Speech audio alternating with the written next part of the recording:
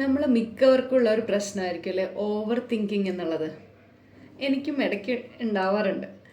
അപ്പോൾ ഞാൻ ഉപയോഗിക്കുന്ന 4 ടെക്നിക്ക്, ഓവർ തിങ്കിങ്ങിനെ ഓവർകം ചെയ്യാനുള്ള 4 ടെക്നിക്കാണ് ഇന്ന് നമ്മൾ സംസാരിക്കുന്നത്. ആദ്യത്തെ ടെക്നിക്ക് എന്ന് പറയുന്നത് ഫുൾ ടൈം ബിസി ആയിരിക്കുക എന്നുള്ളതാണ്.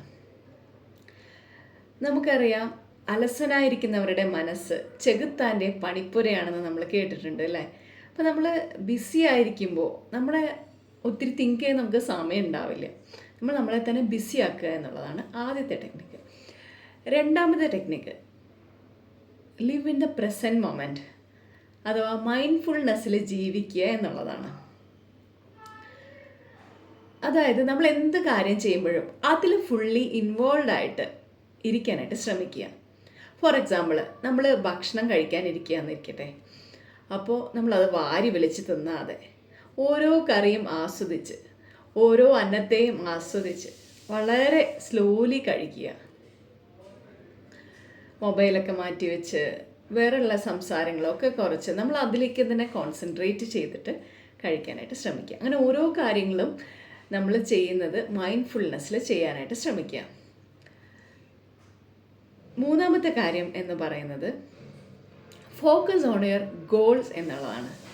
നമുക്ക് എല്ലാവർക്കും ജീവിതത്തിൽ എന്തെങ്കിലും ഒരു ലക്ഷ്യം ഉണ്ടാവും അല്ലേ. ചെറിയ ലക്ഷ്യങ്ങളാണെങ്കിലും എൻ്റെ ഒരു ലക്ഷ്യം എന്ന് പറയുന്നത് എനിക്ക് ഭയങ്കര ഹാപ്പി ആയിട്ടിരിക്കണം, ഹെൽത്തി ആയിട്ടിരിക്കണം എന്നുള്ളതാണ്.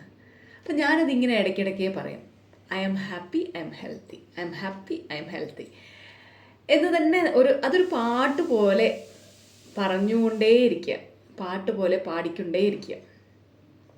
അപ്പോൾ നമ്മുടെ ആ ഒരു ഓവർ തിങ്കിങ് നമുക്ക് കുറയ്ക്കാനായിട്ട് പറ്റും. പിന്നെ നാലാമത്തെ ടെക്നിക്ക് എന്ന് പറയുന്നത് നമ്മുടെ ചിന്തകളെ നിരീക്ഷിക്കുക എന്നുള്ളതാണ്.